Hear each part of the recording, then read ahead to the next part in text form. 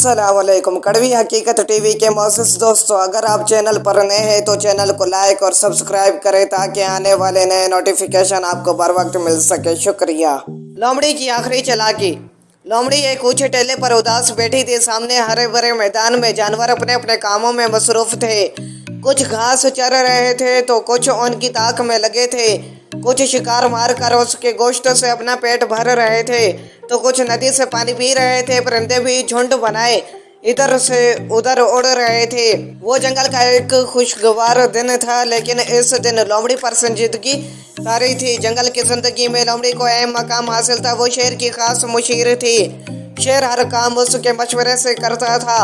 तमाम जानवर उसके साथ इज्जत से पेश आते थे और दिल से उसकी अकल को सराहते थे, लेकिन वो अपनी इस हैसियत से खुश ना थी और अपने इस किरदार से तंग आ चुकी थी। शुरू में तो वो अपनी इस इज्जत अफजाई पर फूले नहीं समाती थी और फखर से गर्दन अकड़ा कर चलती थी, लेकिन अब हालात बदल चुके थे। दरअसल जब वो दूसरे जानवरों को एक दूसरे से हंसी मजाक करते, बेवकूफाना बातों पर के लगाते, बेमकसद घास पर दौड़ते और लोटे लगाते देखती तो आ भर कर रह जाती। उसका भी दिल चाहता था कि लतीफ़ों पर दिल खोल कर हंसे, घास पर लोटे लगाए, रीछ के लंबे लंबे बाल नोच कर भाग जाए, लेकिन जब वो ऐसा कुछ करना चाहती तो दूसरे जानवर हैरत से उसे देखने लगते और वो शर्मिंदा हो जाती। कुछ वाक़यात ने उस जानवरों की नज़रों में ऐसा बना दिया था कि वो उससे ऐसी छोटी बातों की तवक्को नहीं करते थे। हालांकि वो खुद को दूसरे जानवरों की तरह ही समझती थी, यहाँ तक अपनी अक्ल और चालाकी को भी अहमियत ना देती थी, जो जंगल के साथ साथ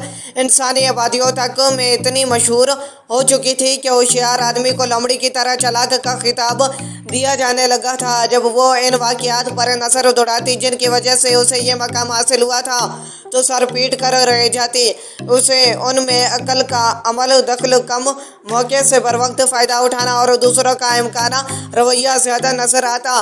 मसलन वो वाक़या जिसमें उसने शेर और भेड़िए के साथ मिलकर 3 शिकार किए और जब शेर ने पूछा कि तकसीम किस तरह की जाए और भेड़िए ने पहले जवाब देकर अपनी जान गंवाई थी, तो लोमड़ी ने फौरन सबक सीखा और 3 शिकार शेर के हैं कहकर अक्लमंदी के सिंध हासिल की।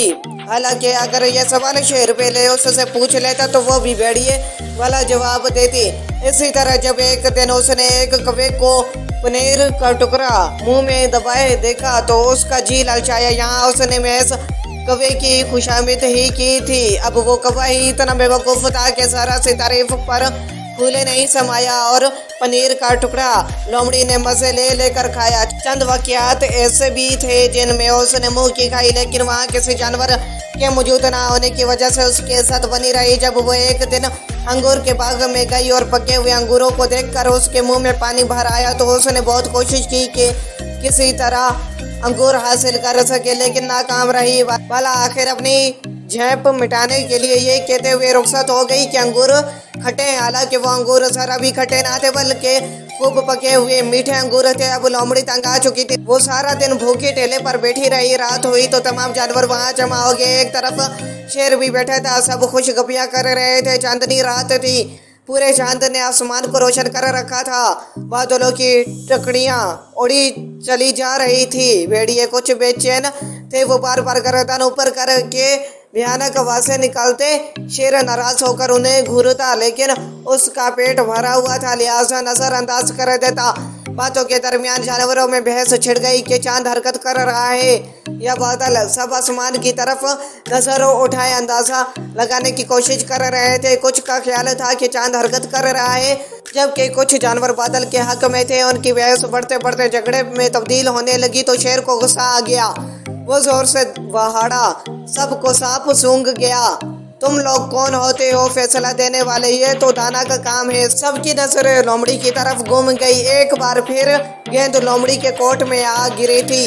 उसका गुस्से से बुरा हाल था। उसे बिल्कुल पता ना था कि क्या चीज़ हरकत कर रही है। फिर उसे ख्याल आया, ये अच्छा मौका है, ऐसा जवाब दिया जाए जो अहमकाना हो ताकि आइंदा के लिए उसकी जान छूट जाए। वो बोली, भाइयों और बहनों, अगर चांद रुका हुआ है तो बादल चल रहे हैं, और अगर बादल रुके हुए हैं तो चांद चल रहा है। किसी की भी समझ में उसका ये बेतुका जवाब न आया, लेकिन ये अल्फाज एक ऐसे जानवर के मुंह से نکلے تھے، جس سے وہ امکانہ جواب کی توقع نہیں رکھتے تھے، چنانچہ سب نے واہ واہ شروع کر دی، ان میں شیر بھی شامل تھا۔ لومڑی خاموشی سے اٹھی اور نامعلوم مقام کی طرف روانہ ہو گئی۔